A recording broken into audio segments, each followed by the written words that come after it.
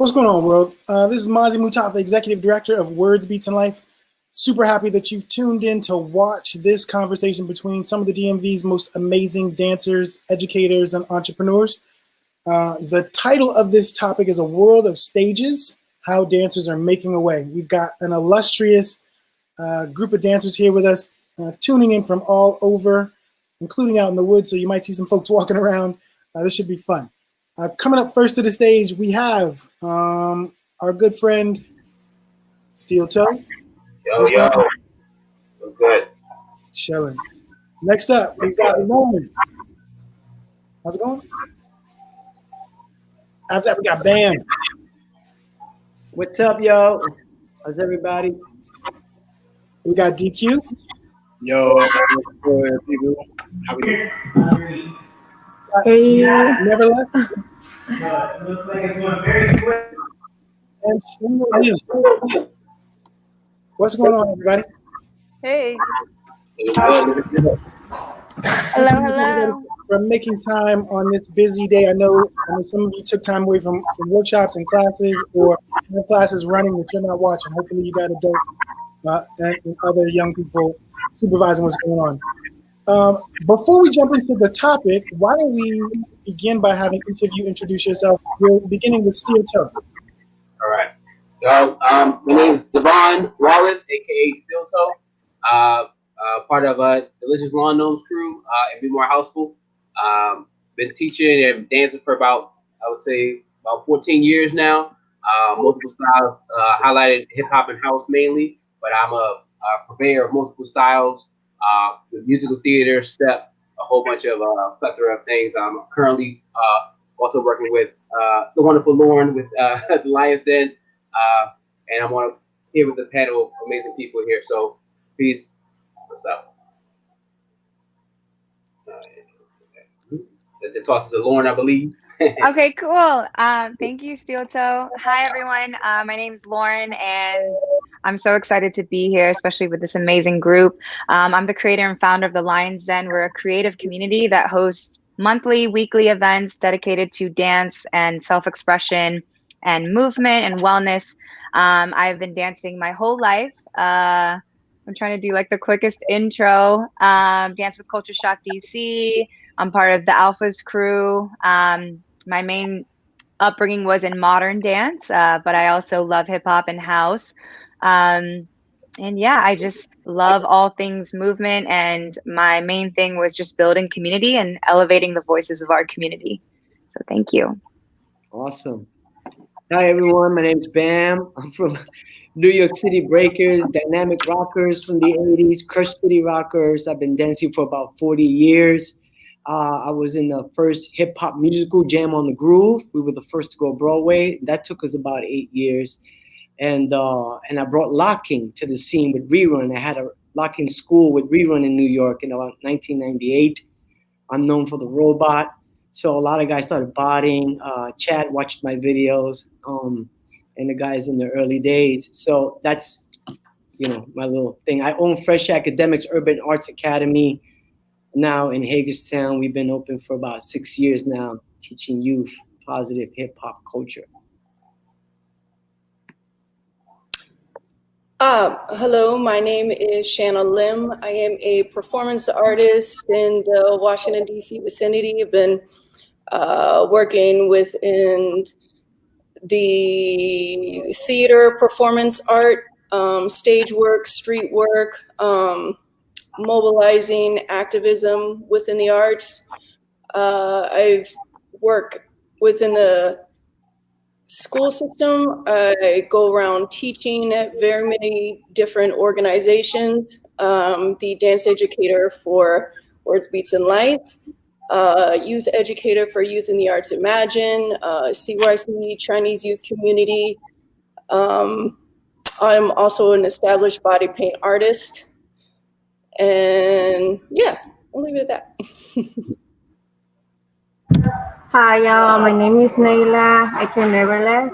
I've been dancing my whole life, and I'm more freestyle, but I'm kind of more around everything.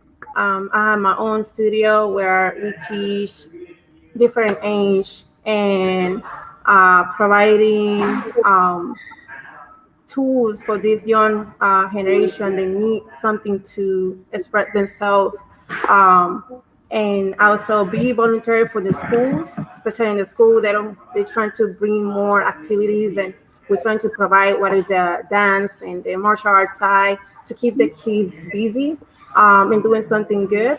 And I mean, I'm not from here generally. I'm from Puerto Rico, so my first language is Spanish. So in case you guys listen something kind of off, it's because my second language is English. Okay, but yeah, from Puerto Rico, I've been doing the same thing, teaching in the school, trying to provide the kids in the youth generation what really helped me in my life. So yeah. And I guess I'm last. My name is DQ. I am a professional b-boy in my sense. I have been dancing for 12 years, I would like to say. 12 years. I am currently a teacher at the Lab DC Breaking School in Tacoma Park, Maryland, or DC, whichever one you want to call it. I also have my own clothing apparel, my own personal brand, which is Destroy Quietly, what I'm wearing right now. The goal of that is just to inspire everyone to put actions over words and to achieve your goals in whatever fashion or whatever walk of life you choose. So that's me, and can't wait to get this on and popping. Great. Thanks everybody for your introductions. I didn't actually say this at the beginning, but this is a part of the 5th annual Words Beats and Life Festival. Specifically, this whole week is dedicated to the Like a Boss Symposium. And the idea was in that curriculum to encourage young people not just to seek out a job, but to create one themselves, to be their own boss. Each of you, as an independent educator, dancer, creative, is some version of that vision. I wonder, when you all think back over the course of your dance lives, what's your earliest recollection of dance in your life, or of yourself dancing? Who wants to take that? I'll start with this one. For me, I think like watching Usher and Michael Jackson were the big like influence of just getting me to move and vibe around and get to see like talent and finesse on stage. For me to actually get into dance though, there's a martial arts school me and DQ went to called DC Dragons Training Center, and they had a dance program there called Dance Variety that fused the two martial arts and dance together. And from that, introduced to modern, contemporary dance, and also industry choreography. But then from there, also learned about street style scenes, so animation, locking, popping from a few teachers, and fell in love with it from that. So that's for me.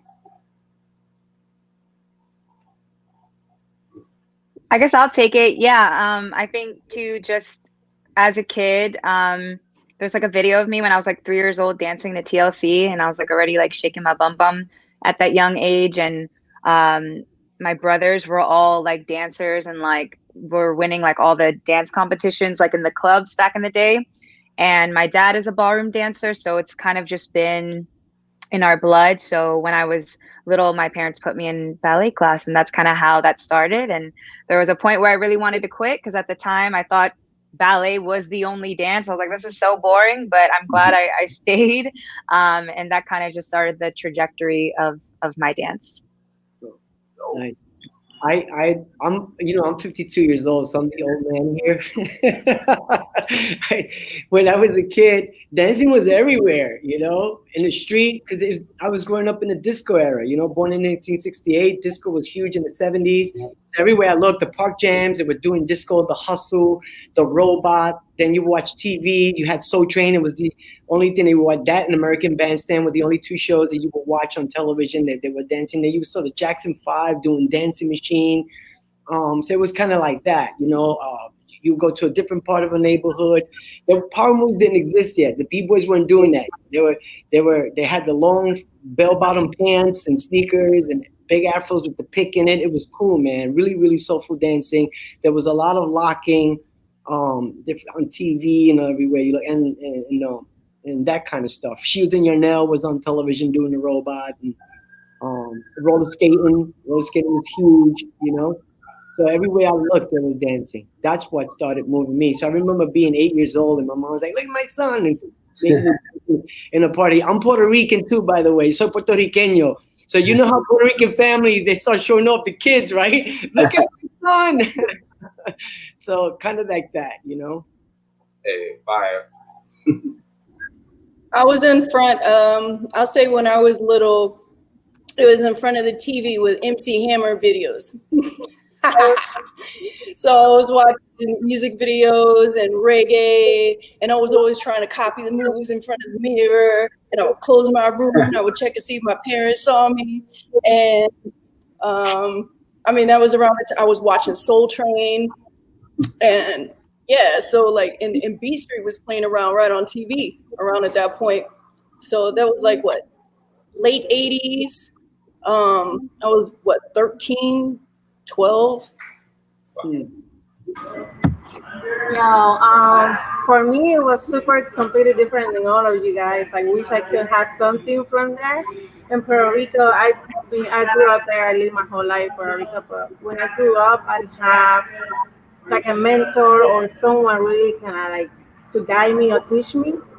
So I was basically that person to trying to keep my friends kind of engaged to do something. I basically leave my whole childhood to the teens, and I don't know if you guys call it like projects over here.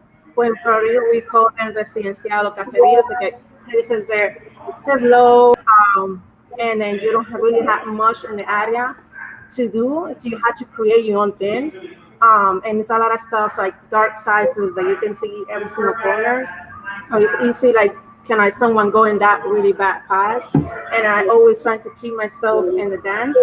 I didn't have anything to really watch. My thing was like MTV shows, watching music videos like Shanna. And then that's basically my thing came from there. My first inspiration on that was Mr. Wiggles. And one of the music videos, I was like, Missy Elliott. And then from there, I kind of got inspiration about popping, but really I didn't have the tools to get inspiration. So I had to go in my own road to keep going. And I always love to challenge myself and learn the most I can. So I learned different stylists through the whole way. And then later on, I can basically have the chance to really get to know more about the culture. So yeah. Dope. So I'm curious. So all of you talked about earlier. DQ didn't go? Oh, my bad. It's all cool. I was silly, you know what I'm saying? No, for me, I was straight trash when I started. Like, I was in elementary school, and I was going back to class. We was in the lunch line, so we had to go back to class. And the only two moves I knew how to do was like the little disco point and like a little cat, you know what I'm saying? A little cabbage patch. That was it. And I got called out by one of the administrators. She was like, "Oh, you want to dance? I got something for you." She pulled me out the line, put me on stage, and was like, "All right, y'all, we about to have a performance." Put me on spot in front of everybody. And I'm like, "For real?" But I just froze up because I was like, "Well, I got two moves. I ain't about to." I could have, you know what I'm saying, hit my little eye, but I was like, "Nah." Everybody was looking, watching, eating their chicken nuggets. I was like, "That's not for me." But luckily, I kept going. You Got Served came out. I seen the trailer and I was like, "Oh, that looked interesting." We went to the movie theater. I was in there like I was at a basketball or baseball game. I was in there so hyped. The intro came on. I'm in there like, "Let's go." Dun, dun, dun, dun. Like I was too hyped. And then I seen like Crumbs and everybody, and that made me like fall in love with breaking like before I even knew what it was. So yes, that's how I got my start. Nice. So I'm curious because all of you talked about your early inspiration and how it is that you really got excited about the dance. You also all talked about being teachers on some level, can you talk a little bit about the role that maybe dance mentors have played in your lives? Most definitely. I know for myself, my first main dance mentor was Tisha McDuffie. She was the dance teacher at the DC Dragons Training Center. She's the one who kind of like pushed me to even want to dance, like seriously, because I was heavily into martial arts, into Taekwondo, where I was like people knew me, they called me Mr. Perfect, because I was like the tuned in one. I was straight in, like I didn't care about nothing else. I was tuned in there, and then it was like you try, I was like, nah, I got this. But then I remember they did a performance to remix to Get Busy with Fat Man Scoop, and I was like, all right, I can try this right now. And so I got interested into that, and then she pushed me to try different styles out and brought other people in, and I was able to fall in love with many different aspects of dance. And then also Esperanto Bean, probably like my continuous mentor, since I'm in the same company with him. I always reach out to him, and he talks to me, as an equal, but he's always there to give information on so many different parts of life that I'm only 27 years old. He's a lot older than I am, so he's able to give a lot more stories and feels comfortable sharing those things with me. So I look up to him definitely as a big mentor, as far as like closeness goes. Thank you, Steel Toe. Yeah, as I try to think about this question, I don't think I've ever had like someone through the like entirety of my life. I will say it was a lot of obviously community driven mentorship, encouragement, affirmation. So I got my degree in dance. So there was a few professors that flipped my mindset on certain styles of dance. There was a professor that spoke life into me about seeing this gift of teaching that I never saw in myself. And so that kind of sparked that. And dancing with Culture Shock DC and just seeing all the amazing people come through and seeing what this life could be like. And I always pay homage to Gary Buford. He was the creator of GNC Crew and then Team We Go Make It. And then, he trusted me with his company, and I was artistic directing with a torn ACL at the time. But Gary really just instilled a lot of the principles that I have within dance about cleanliness and about groove and things of that sort. So I pay homage to him, and I pay homage to JoJo Diggs for witnessing this leadership ability in me. And I started running Digs Deeper for her for a couple of years. And then also homage to a lot of everyone on this call has poured into me in some capacity. And so it's really community driven for me. I'm like the same way. It's been a lot of people, not one person. You watch it's that person counter like TV or movie or some guy around the block or girl, right? That's the first time you see it, you're like, whoa. And then you get like some tips and you keep watching this person. So for me, it was Slim from the Lockers. I will watch what's happening because of Slim doing the robot. I was like, that dude is wicked. Yeah.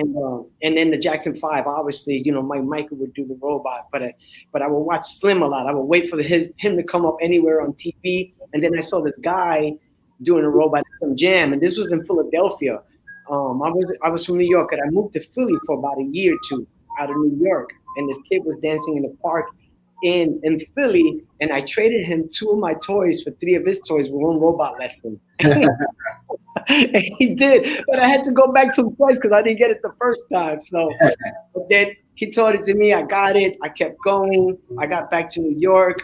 They were boogieing now, and that New York style of popping, got into that. And Boney Rock, junior high school, I was 12 years old. Man, he did the backslide, the moon, all in it. I'm like, woo, what's that? And I begged him for 2 weeks, and he finally showed me. Then they got me in this crew, Cross City Rockers. I have a video. You guys, if you log on to the channel, you can see us in 1982, 83, dancing in Washington Square Park. But anyway, so you have these influences from the local group there. And then Louis New Wave. If you guys watch the video Bad with Michael Jackson, the guy who wrote Bad with the spray can, that's Louis New Wave. He was known in New York for his wave combinations, Guy was wicked. He became one of my mentors. And then later on, we hear about the Outside Circle. That's the Lower East Side. That's local. Then I heard Pop, Fable, Wiggles. These guys, Gumby, a lot of dudes, E.T., Fresh Frank. There were dudes all over New York that were just hot and are not around anymore. And getting to see them, I was like, oh, I got inspired. You know what I mean? After that, then you're hearing about L.A. Then, so with us in the Lower East Side, we knew that it was from L.A. because the guy that taught our leader in our group came from California. So he already had a little say-so. So we kind of had an insight about that. And we knew about Taco Shrimp and all that. Then meeting Taco. And Taco was a monster, man. So getting some advice from him. But there was also a guy that a lot of people don't really talk about. This dude was fire. And if you mention him to the OGs, they go, His name is Cool Pockets. If you remember this video with Rod Stewart, young hearts be free tonight. He's the guy dancing in the garbage can that you kind of fall in on the edge. He's popping on the edge, balanced. Wicked, man. Chain Reaction, and they influenced the culture a lot. And then going into the 90s, Rerun. I met with Rerun, and he started touching me up and said, "Bam, your locking's a little off." And then he started teaching me the locking. Then he introduced me to Don Campbell. I went to LA, met up with Chain Reaction and those guys. Don Campbell, got my foundation, met with Sam. We brought Sam. Pete and Sam stood in my house, 1998, for an event called Back to Mecca. And Pete and Sam started telling me about separation, not just one body part moving when you pop, but you kind of throw three things at the same time. And then Jazzy J. You want to say Boogaloo Sam, because some people don't know who Sam is.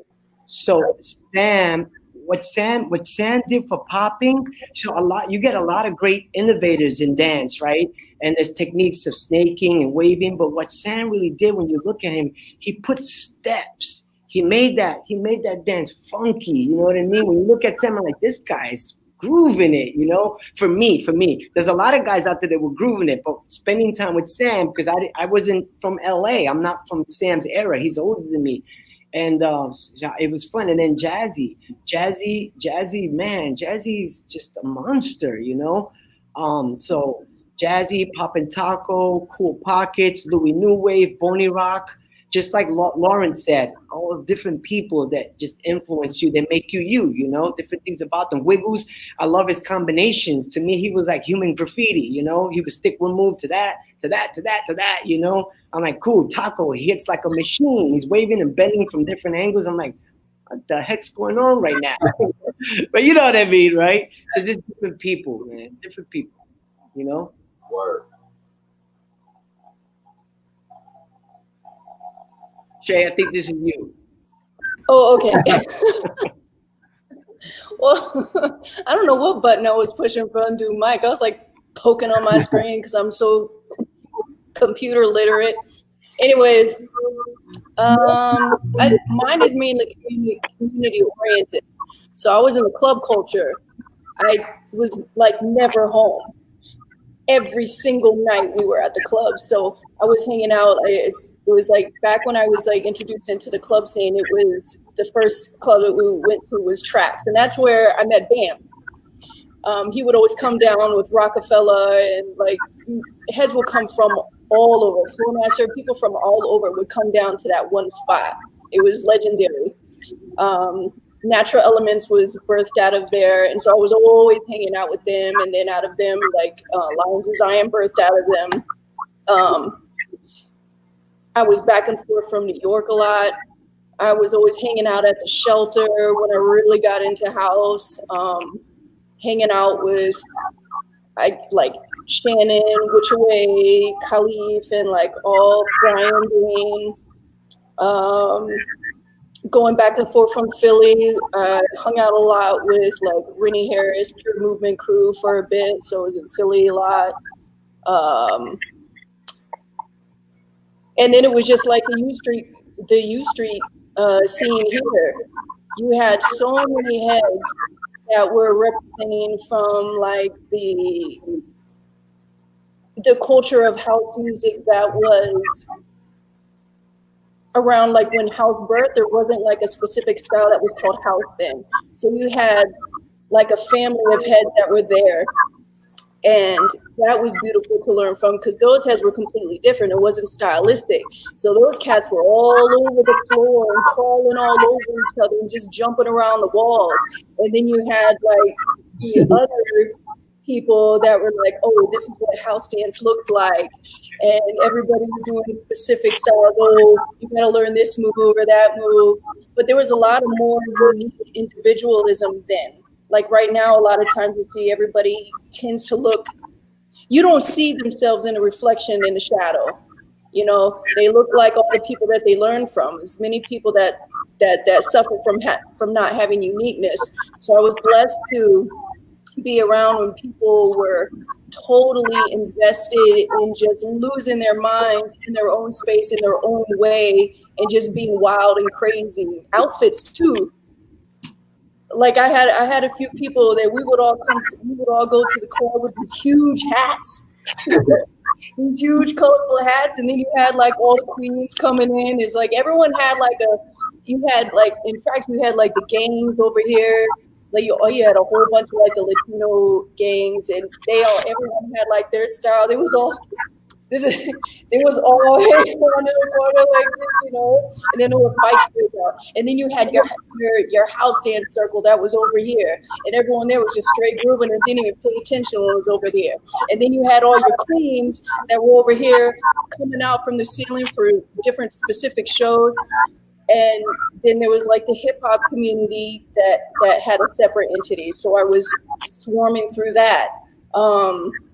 So the inspirers that I had, I was like I dove in strong to like 6 completely different scenes. So a lot of people in the scene, they know me as house. A lot of people in the scene know me as hip hop. A lot of people in the scene know me from like, excuse me, I'm going to say like the Euro trash, like acid jazz, like a little posh type, you know, funky trip hoppy scene. A lot of people know me in the experimental scene. And then and then the reggae scene. There was a time that I almost did like competitions in dance hall.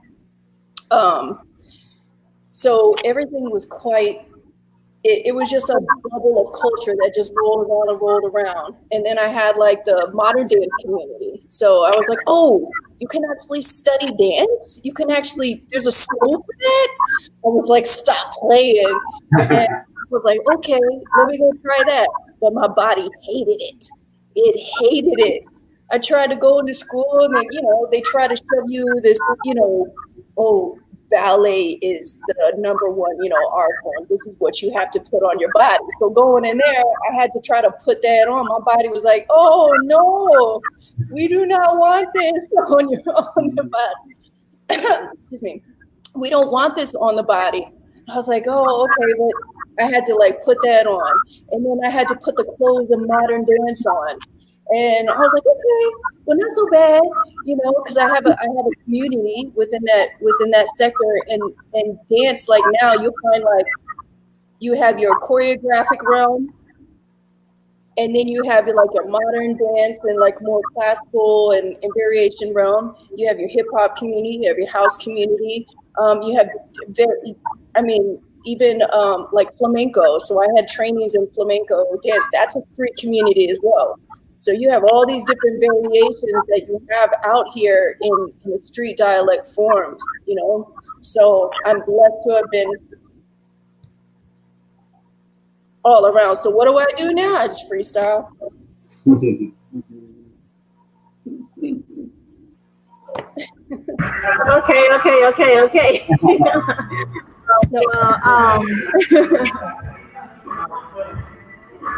What happened? There you are. Neverless. You're there. Okay. I got it. So I'm with Lauren and Van. That's basically I'm kind of just saying to you guys more about community. I learn a lot from different people, different tips. People like telling you try this, try that. Look information for this.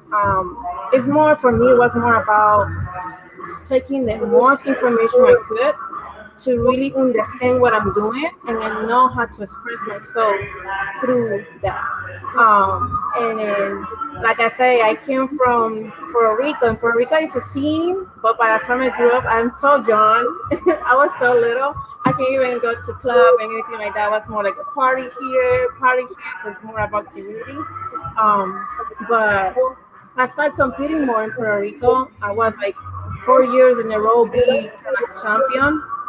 And that's how I really got myself uh, to be more in it and in understanding and kind of educating myself in the scene.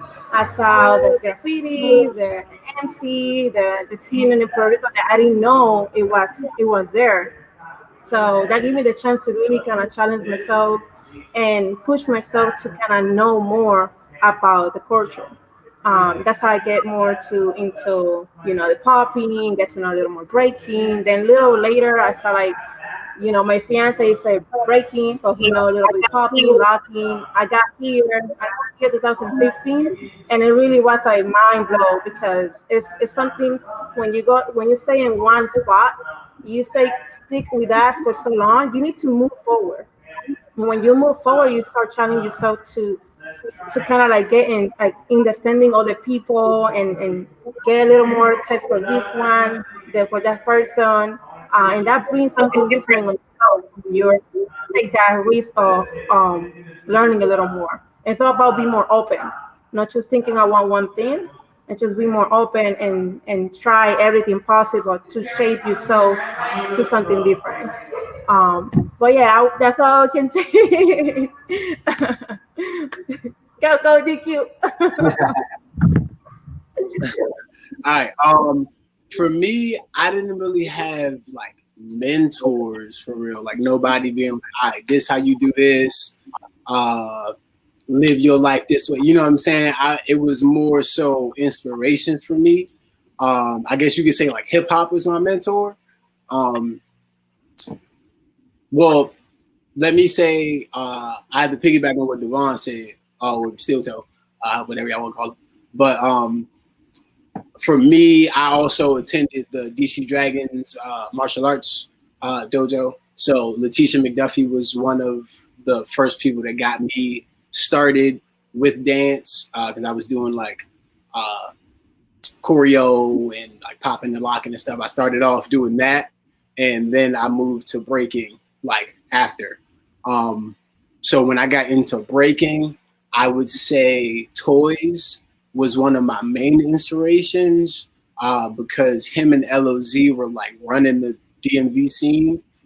They were like the top dogs. So me and my friends looked up to them super, super heavy because we were just getting in the scene and we ain't know nothing. And we seen them and they was like, oh, they got all the moves. So we was like to them. But I remember my first jam that I ever won, Toys was there. He wasn't judging me, he was there. I was sick, crazy. Like we had came from Buffalo Wild Wings. That was my first time trying to blazing wings. We was going crazy.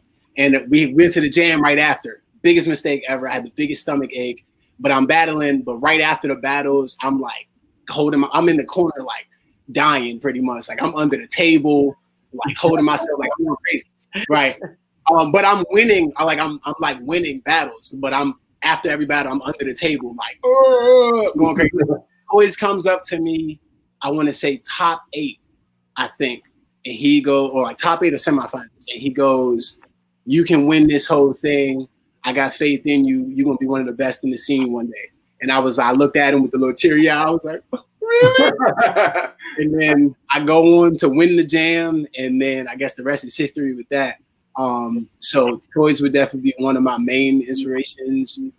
As far as just like dance inspiration, not just like, dance inspirations, I would say K-Mail for sure. Just because of his style, his steez, his flavor, you know what I'm saying? It's everything about K-Mail. When he was prime K-Mail. I would say Physics, because when I was coming up, nobody was doing what he was doing, and nobody was doing what he was doing. He was just crazy. So to do that, I was like, you know what I'm saying? If I could do at least a little bit of that, you know what I'm saying? I'd be just fine. But I'm still trying, but it's whatever. On a more like dance business type vibe, I would have to say the Monster Energy Breakers. In specific, Moy, Zeku, and Box One, because they have shown me that I have to be more business minded when dealing with dance.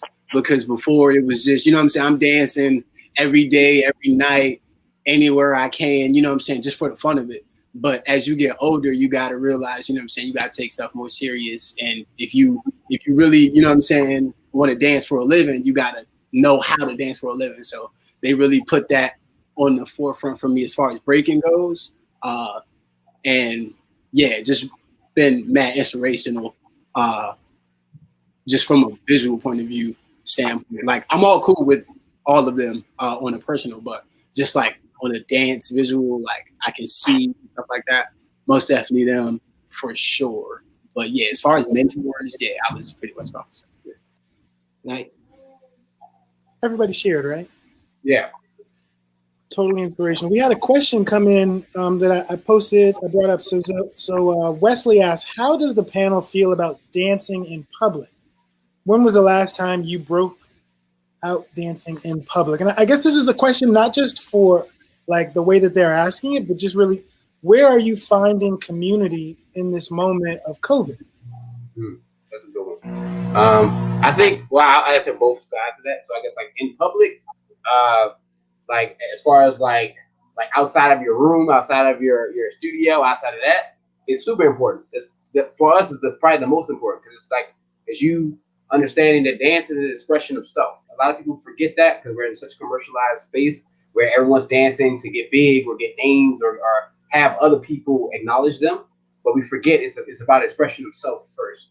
And so getting out and dancing in public needs to happen, even if it's like outside in the rain, in your driveway, on your way to your car. You know, like there's sessions that happen outside that people should go to just to vibe, not even to prove their skill level, but just to vibe with other people and the people that's walking across and that's stopping and be like, oh, what's this? Can I join in? You know, like, because most of these things are built from that communal space. Like you know, like I'm sure Bam can attest. You know, like there weren't no classes. Like you had to learn either from some videos and rewind back. But outside of that, you're watching, you're learning, and you're hanging out with people in that scene, and you're making it happen. So that has to continue to happen there. And I think like in the midst of the COVID thing, there's a lot of beneficial stuff happening online like this, but a lot of people are still social distancing and having events outside. Like there's a DuPont Circle, the house session happens every Friday.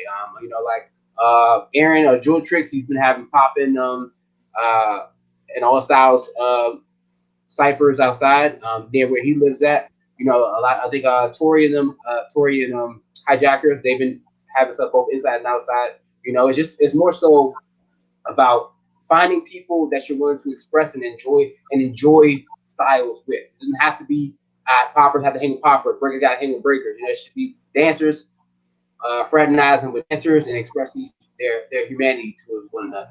So.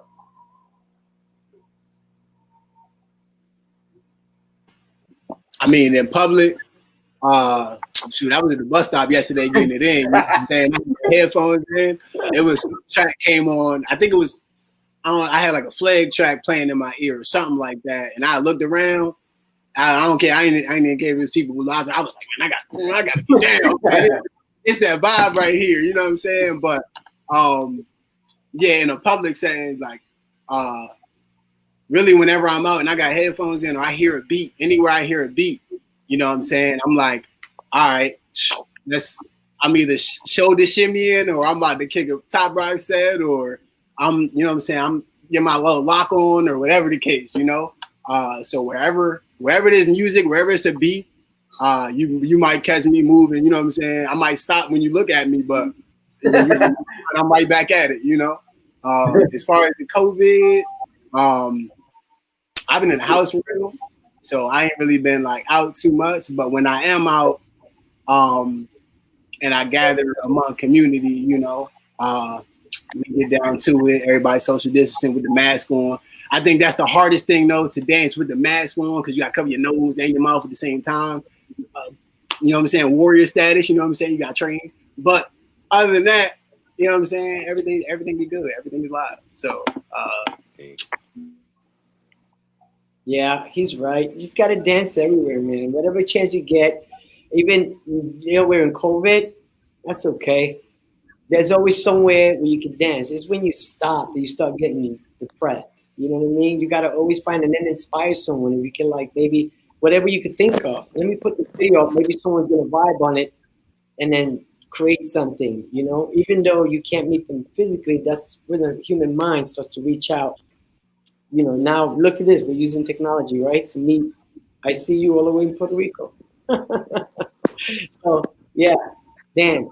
Just don't stop. I see Lauren. I see your post all the time, which is awesome. All you guys. So we just had another panelist join us, Alphamuga.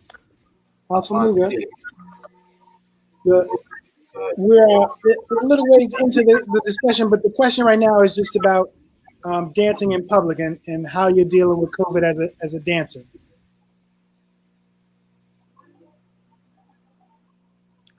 I think that's barely hear. Is there something going on with my mic? What you say about this?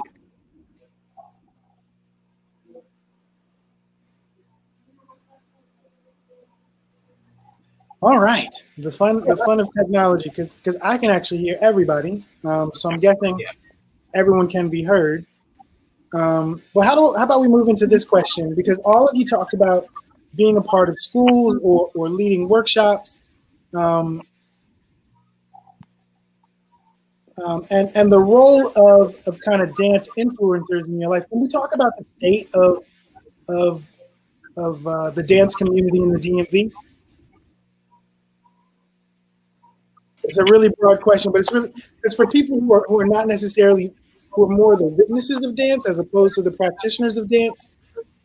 If I was asking them, tell me about the dance scene in DC, they might be like, well, I go to these events that happen sometimes, or maybe I see advertisements for classes for me to go to, but I don't know that that's the scene. I wonder how each of you, as different practitioners who have different relationships to this area, how you see the current state of the scene.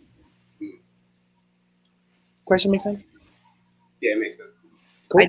I think, guys, if I could say something, I think, because I'm not in DC with you guys, but I always travel to go up, Baltimore, whatever. I'm up Hagerstown, and my roots are in New York. But I love the DMV area because I've always said to Jazzy and all my friends, there's a lot of originality there. It's like I love to watch the circles and the kindness and the friendliness of the dancers, despite everybody may have some issues here and there with each other, but there's always like a respect that's on those lines and those circles. And I've always admired that. I've always said, man, this is cool. Really cool vibe, you know what I mean? And I like that. And I think that you'll see that a lot in DC. I think that if we don't become afraid, because a lot of things what happens around the world in this culture, people want to make money and they're afraid if they don't. So they kind of don't, they keep trying to hustle for themselves and keep things to themselves.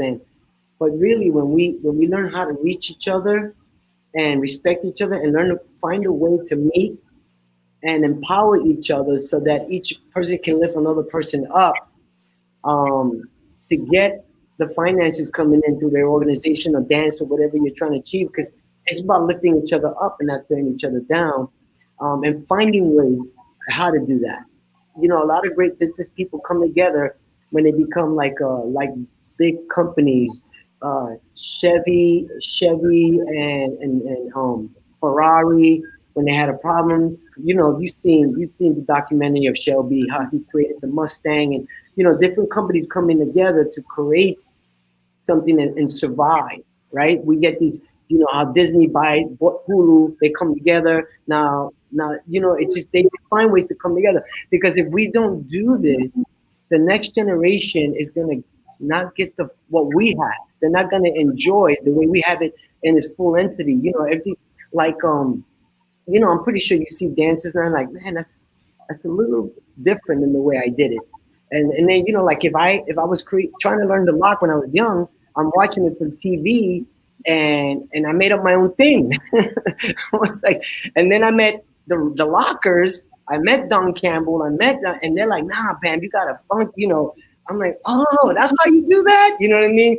And empowering each other so that our structure, just ballet, the roots of ballet, you know, I started that way. You had France creates the dance. Germany takes it to the next level. I mean, Russia takes it to the next level. Italy puts in some swag. You know what I mean? And it just keeps evolving. And Alvin Ailey and Joffrey Ballet. And it's like that with B-Boy. It starts in New York, the flavor New York. LA takes it to another level. Germany goes, Korea, you know what I mean? It's kind of feeds. So, but as company-wise, the same way you see dance grow, we have to grow as business people to find, like right now, we're surviving COVID. So how do you get to survive and get paid? You know, the numbers went down, right? You have 15 kids in class easily, then you get 5. You know, you're like, oh snap, what's going on? So, but as a company, I've been around 6 years with my own, right? I directed Break the Rim Funk Spectacular. So I Jam on the Groove. I've done commercials and movies behind the scenes, and I got a movie right now that's on Netflix. It's seeing if it'll get picked up. It's got some dance elements and hip hop, and so we're trying to survive, right? We're trying to survive, right? And so us coming together, say how do we empower the Lions Den? Shay, how do we get going there? Steel Toe, what are you looking for? But hey, give me some advice. Give Bam some advice. You know, what do I need to modernize and technology wise? And you see, if we don't become afraid and work together, each one reach one, right? That's very important. I love that, Bam. I'm sorry, I didn't mean to interrupt you. No. May I? Okay, I'd like to continue that back to like DMV. So for majority after college, I was heavily rooted in the choreo scene, dancing with GNC Crew, Culture Shock DC, Team We Go Make It. It was when I tore my ACL that I was kind of more introduced to a lot of y'all, actually, from the first Digs Deepers when I met Steel Toe and DQ and Castro and Captain Puerto Rico and all of them. And I also was introduced to those styles while I was on Culture Shock. And so what I noticed was there was just this huge divide between choreo teams and street dance. And it was on my heart to like continue to bridge this gap between both worlds, because I feel like both worlds are necessary and could benefit from each other. And so fast forward to where I'm at, Lions Den, we've been in the works for a few years now. And really the main goal for me is to continue to elevate the voices of our community. How do we do that? We take the people that are coming to your classes, you take the leaders in different scenes, in different styles, and you give them a platform to teach, to grow their voice, and to partner with them on how to be a good teacher. Because there's a lot of dancers out here that are quick to teach, but don't necessarily know how to teach, right? And so I think that's where it's important for us, those of us that do have this experience and this training, to partner alongside them of like, yo, it's not just about being seen. It's not just about getting these likes on Instagram and YouTube. Like, they're in a different era, right? These newer dancers are growing up with TikTok and all this other stuff that we didn't necessarily have, right? And so when we danced, it wasn't about views. It wasn't about like, you know, creating just to get likes, right? And so now, as we are in this gap between like newer generation, and as we are all progressively, right, getting older and stuff like that, and our lives are changing, I think it's really important that we maintain this authenticity and this realness when it comes to not maybe mentoring them, but also like being that voice of realness. You know, oftentimes like we like to be really nice, or we don't like to tell someone exactly what they need to hear. And I think for all of us to just have that bravery to speak truth and to continue that, and to hopefully instill that in the newer generation so that they can now teach and they have the right tools for themselves. Yep. I'll speak on the breaking scene of the DMV because that's what I know best. I say for us, I would agree with Bam that we are very friendly. Like, we are very like open arms, like, yo, you know what I'm saying? If you come from out of town or wherever, you know what I'm saying? We won't, it's a gift and a curse for us, especially in the B-boy world, because you want to, or you're told that you got to have that, you know what I'm saying, that grit, that, you know, and when someone comes up to you, or if they're out of town, you know what I'm saying, you go right at them. Like, you go to Florida and you're not from Florida, you go in a cipher, instant call out, rap. Like, but if you come here, you could be from, you know what I'm saying, California or wherever. We just gonna be like, oh, he tight. You know what I'm saying? What's good? How you living? And it's good and bad however you wear it, because on that like battle mentality, it's like, you know what I'm saying, nah, he's not from here, you got to get him out of here. But then on a more personal level, it's like, yo, you know what I'm saying, it's all love, it's just dance, you know what I'm saying? Like, so I feel like that's how we kind of go at it sometimes. But as far as like the state of it, it's a lot of our like jams and events have been driven through colleges, which is also a gift and a curse for us, because as like COVID and stuff hit, like we had a bunch, like the DMV had like a span of like jams. Like there was a jam almost every week, every 2 weeks. And then like as things started to go on, it was a jam like every 7 months maybe.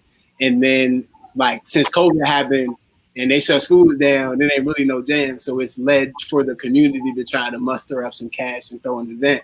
So like right now it's kind of shaky because, you know, like I said, people were in college. So a lot of people picked it up in college, but you're only in college for 4 years. So once you leave college and breaking ain't in your face every day, they're going to fall off, you know what I mean? Unless you really into it. So you have people that come in and then bounce, and then, you know, they still have that connection, but it leaves a lot of areas for the break, you know what I'm saying, for the scene to like grow and stuff. So now it's my era that's going up. We're like the older, not the OG, you know what I'm saying, but we're like the older cats now, and everything now is about the kids. So it's like that's our main focus, because we don't really have like too many crews no more, because there was a lot of college crews and stuff like that. So it's the people we do have. It's like, all right, if you in the scene, grab you a kid somewhere and start teaching them so they could come up. And if we do have a battle, we come together.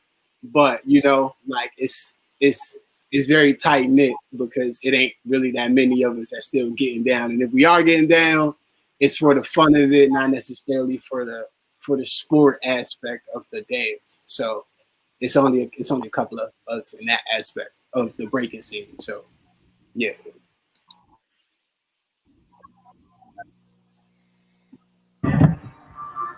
Well, I'm kind of new. Like I say, I have only like 5 or 6 years in the DMV. When I came the first time, it was super tight. Like you guys say, I feel super welcome in the scene, in the community. And then I got the chance to kind of go to the events, the jam, and get to know everyone little by little. But it's true what they say. It's like it's not really like some people, like, you know, like Lauren say, life changed for everyone.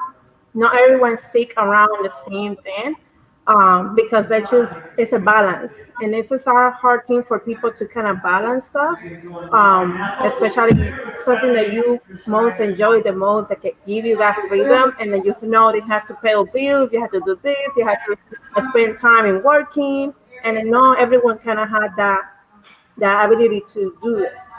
And like Lauren's saying, it's a lot about trying to help and teach others to kind of manage and be with their own lives, to kind of like do it in a better way. They can do what they love doing, but they also can make their, you know, their living, like you guys are being saying so far. Like I said, the same with the Q, the kids. The kids are the key. They're the people that will keep this alive. And I know they're hungry. I know they're hungry. They just want it. They just, like we always say to our kids here in Wanted Studio, it's like, you guys have it all right now, right here. When we all grew up, we didn't have anything. We didn't have really people teaching us, breaking down the movement, taking the time. taking you time for, take you for every single style, or, bring you for, to show you how to shine yourself. We didn't have that when we grew up. And that's what we always say to our kids here, like, guys, you take everything, and then the kids have their own minds, like, oh, I can wait for later, I can do it later, but the later is get longer. So it's like Lorraine say, you have to kind of like instructor and kind of help people to, get in their mindset and focus on what they want to achieve that goal. And the keys, that's the key for everything right now for this scene and this culture to keep these alive. Yeah. It's definitely important for the Guys, kids. sorry, I got class in the front. I got a 7. I thought this was gonna be just an hour. I'm sorry. I'm enjoying this. I'm enjoying all you guys, man. Man, I'm like, man, I'm not ready to go. I want to hear some more, And Mazi, great job, man. This is great. Sorry, It's all good. Hey, Ben, I know Shay didn't get to answer this question, but I'm actually at the last question, which is, if you could go back to that young Bam witnessing dance in the street, what's one piece of advice you would give him? And maybe your socials. That's the question for everybody. Wait, what advice you would give that young Bam who was witnessing dance in the streets? What's one piece of advice you would give him, and then your socials, and then I'll take you off screen. Cool. So, I would say this: we always get show right? Show is beautiful. We got the moves, we got the styles, we're in it, we're with it, but it's show business. Show business. Business we never get right. I can't say all of us, but we have to learn how to do business to keep it authentic with love, not with ego, let me push you down, but how to keep show and business together with love. And that way the next generation can say, wow, look at them. There's always going to be somebody to say, hey, I'll do that. I'll wear that costume. I'll wear the dress and give me $1 million. You always find that. But there's a community of authentic guys like you guys who say, to get business in. So I would tell a young Bam, know how to get your business right. So if you start young, you don't have to do it later. I'm doing it now, but I could have started when I was 12, when I was 30, 50, just knowing. So I teach my kids that now. No, I said, do that. No, what did you say? You're getting on TikTok. So that means you're going to practice 15 minutes to do a TikTok video. How about this? Let's practice an entire month, get in a whole routine, and take a piece of it and put it in a TikTok. Now you got that and YouTube and Instagram and a show and people live. Now you're good. They're like, oh, yeah, you just got to work hard. So nothing beats hard work. You can't say hard work. Once you not try to work hard, you're going to get it. And you're going to be amazing. So that's it. It's just show business. My social, freshacademics.com. You can go through there. That's my studio. Peter Arismendi is crazy, Arismendi. On my Instagram. But just go into Fresh Academics or Bam the Liquor Robot, and you'll find that on Google. It'll connect you. Yo, you guys are awesome, man. DQ, Puerto Rico. I'll talk to you guys soon. All right, brother. Get easy. Bye. I guess I'll go. My advice to my younger self would be that there's more than one pathway to dance. There's more than one pathway to a career. Like back then, I was limited in thinking I had to move to New York or to LA in order to pursue dance, when now we're seeing that you can create and literally anything you want, a clothing brand, an online platform. You can create a community without a brick and mortar. So literally anything is possible. Be mindful of the voices that are guiding you, because everyone is speaking on their own experiences and based on their own fears. So my Asian parents didn't understand that I was stepping into entrepreneurship. I didn't understand that at the time. And now I think they're finally understanding that. But honestly, just staying true to yourself and following the path that excites you and lights you up. And my socials are right here. Personal, right here. The Lauren DeVera, the Lions Den DMV. We have weekly classes, sessions, art socials, everything you name it. Steel Toes teaching in November. Yeah. I'll go next. I got else to teach as well.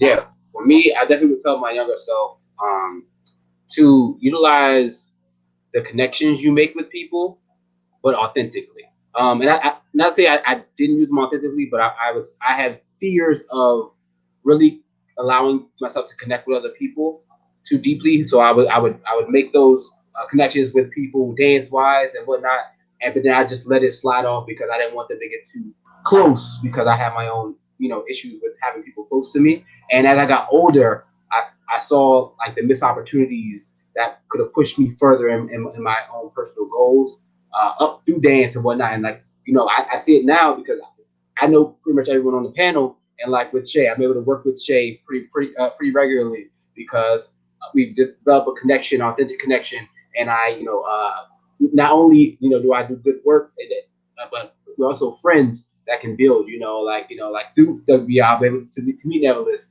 We vibe and dance, get down and support the studio and one take studio. So you have that connection, and the kid's my brother, so that's an important. But even with that, supporting, what he does, and builds, and same thing with Lauren and with Bam, getting close with Bam through Esperanto, even through battling, so I see his kids all the time. It's building it and locking into those opportunities for yourself and making them authentic to where other people want to believe in you and they have you first in their mind to bring you in. So now you, instead of like, stepping on other people and trying to climb your way and just dismissing them, try to build yourself up, that's short-lived. And you're crushing other people. Whereas if you're building authentic communications with other people, not only do you create new friends, but you create new bonds and create spaces in their minds so where they're going to give you more opportunities to continue to thrive. But most of what I do right now was given to me. I rarely audition anymore. I get calls. Hey, you trying to do this? Hey, I love what you do here. I love, and and most of what I do to do teaching, performing, artist work, is through word of mouth and creating connection. So definitely, there's a lot. I definitely tell younger people, including myself, to really access that. And social media at StillToe11. Yeah, so my name I did StillToe11 or Facebook Devon StillToe Wallace.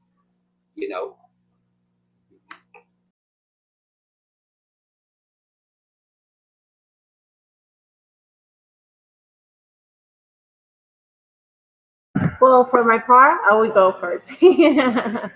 So, by the way, I like what Lauren did right here. I kind of like the idea, make it easier. Um, so, for my part, I would say believe believe in yourself. Because you will go through so much in life, and then sometimes you feel yourself going up and downs. Um, don't let those things that you go through stop you, or maybe some other people that say, hey, you cannot make this, you cannot do this. It's only one person in millions that can do something in their life with what they love doing. Just, I would say, just never stop doing what you love doing. Keep your path and keep your mind focused in what you love doing. Because it doesn't matter how long it take, you will get it. You will achieve that goal, and you will inspire other people too to get to that level too. Like I didn't say this early. I mean, like you guys know, I'm a dancer. I'm a professional photographer. I'm a fitness well too, and kind of more all around. And then I try to inspire people to do what they love doing. So I would say just always believe in yourself. Don't let the negative stuff get to you. Because the one thing I remember so much is I never forget it. Is this one person that told me, with that street dance, you don't going anywhere.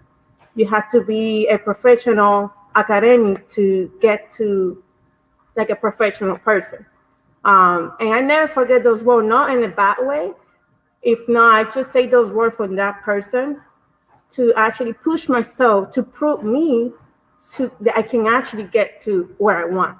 And it give me like emotional right now, because you go through so much. I'm sorry. Never give up. Much love.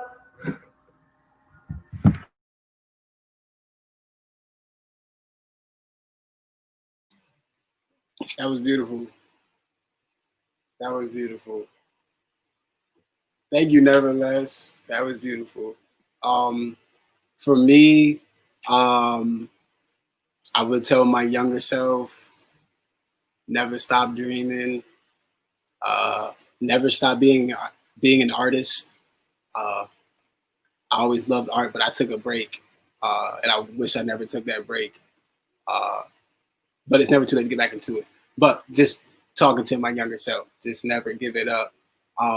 Love the people around you as much as you can, because you never know who could take you to the moon and back.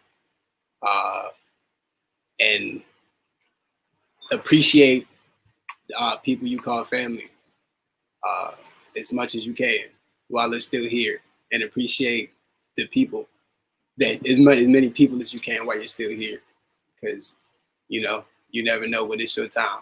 So yeah, that's pretty much what I would tell my younger self. My socials, DQDLG on Instagram, and destroy.quietly on Instagram as well. Destroyquietly.com will be coming soon. And yeah. Oh, and also I tell my younger self, never stop grinding, because you're going to the top. So yeah, so that's it for me. Peace, appreciate everybody. This was lovely.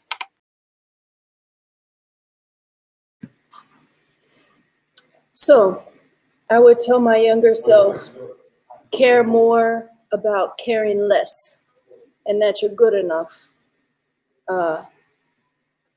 Many dancers, they don't have a lot of support in their community. You may not have family support.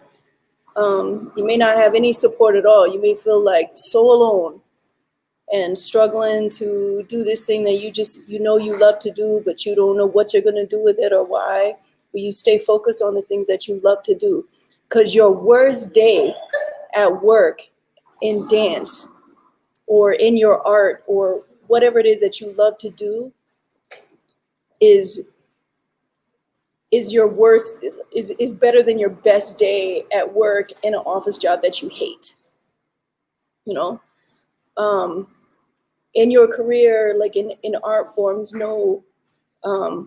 just like Bam said, staying focused in business. You got to learn business. One important thing is dedication,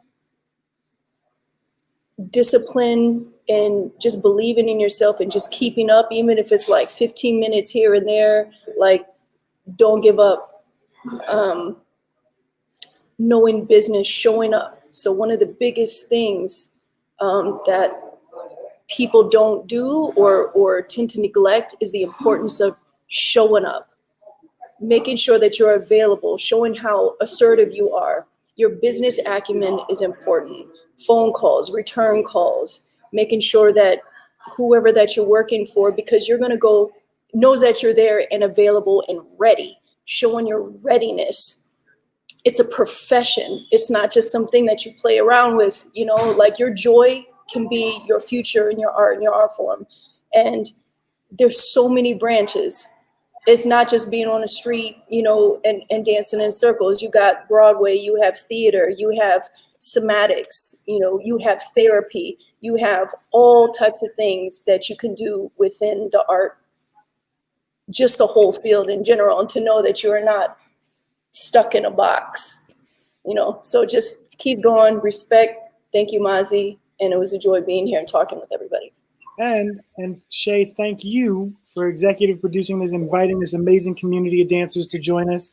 Do you want to give out your social before we log out? Oh, sure. So my name is Shanna Lim. You can find me on Instagram. It's Shanna Lim _ Slim Boogie, not like the popper Slim Boogie. This is just my initials. Under my name in Facebook, my website is anartistcalledshanna.com. And I had a blast. Thanks, Marty. All right, everybody. Thanks so much for joining us. Stay tuned for DJ One Love. Tomorrow we're going to be talking to poets, and then on Friday we're going to be talking to photographers and videographers.